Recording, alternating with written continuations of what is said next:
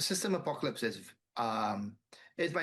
I guess my second major lit RPG that I wrote, and it was a apocalyptic lit RPG that I found that I came well, I not found, but I decided to write when I was reading other people's works as well. There were a couple of others before me. Change New World being one of it. That's a story on Royal Road, which is where a lot of us early on lit RPG writers came from. Not all, but a lot of us.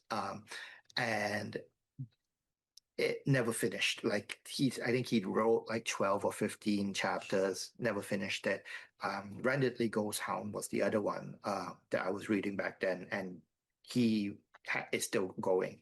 But they both had this idea of the system coming into Earth, imposing a lit RPG, a video game system on everyone, and then monsters coming along.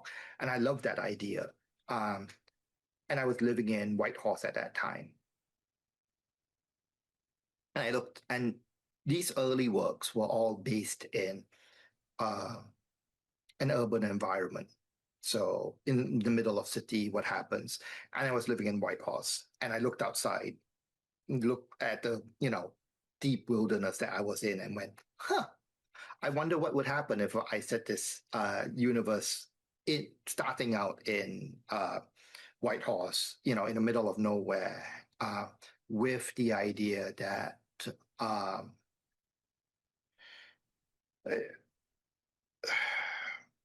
in a small town." And I think that was the other aspect of it that infuriated me about most of post-apocalyptic work or apocalyptic work, in that it always features societies that break down. Mad Max, everyone's eating one another. But we know from actual incidents and actual history that most of the time, like four-fifths to, well, four-fifths, so maybe even 90% of the time, when we have a crisis, people don't turn on one another. They actually work together.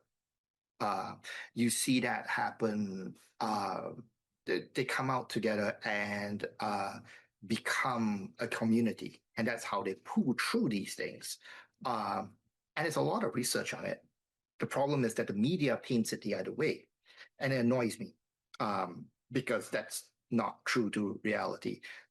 And so writing it in Whitehorse allowed me to emphasize that aspects, partly because we're Canadian, partly because it's a smaller town, so 30,000 people, and because there is such deep community bonds between people. It's one thing to turn on, a random stranger.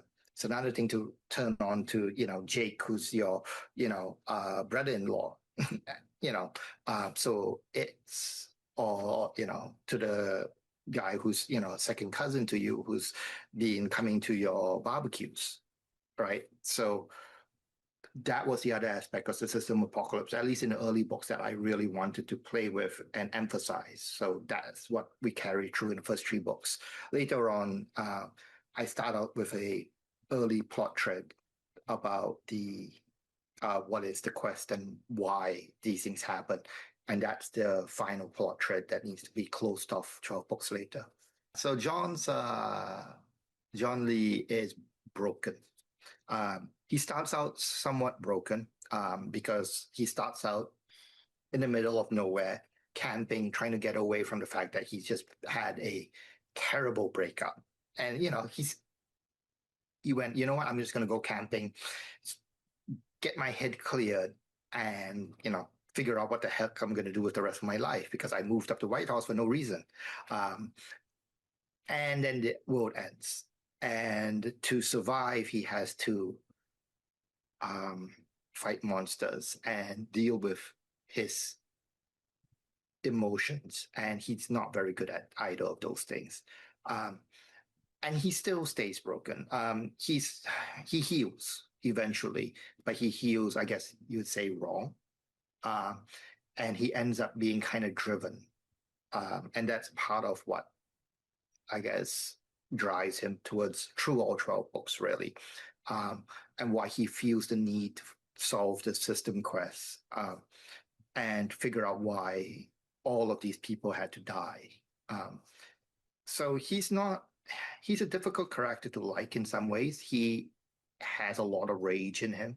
He's also driven by a very strong moral compass. He doesn't step aside when people are being hurt. And it causes trouble too, a lot of it.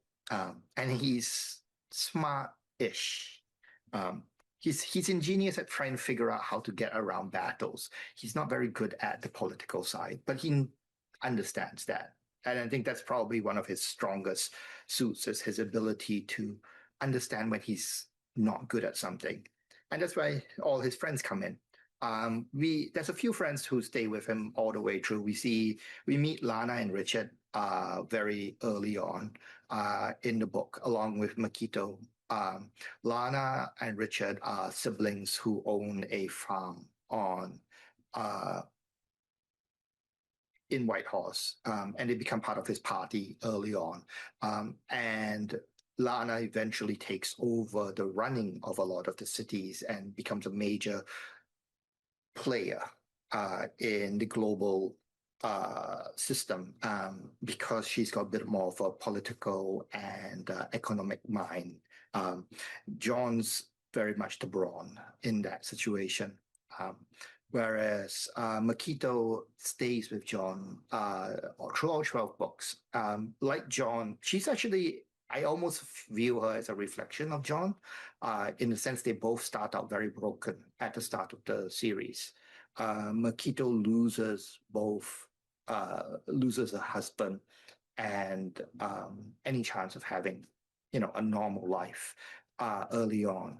And so the two of them are almost reflections of each other, heroic reflections of one another, but they have different journeys as they go through the series. And so I sometimes play with that to reflect where they're going. I have a lot of co-authors who have expanded upon the world. Katie Hanna has taken and written a bunch on System Apocalypse Australia. Jason Willis is writing more in System Apocalypse Liberty, featuring one of the alien races and humanity and how they are getting along, and the problems with that. We also have Craig Hamilton, who's working on book 4 for the System Apocalypse Relentless series, and so that's going on. So that's all continuing. For myself, I have a few stories left within that world that I will have to tackle at some point. I got so much work.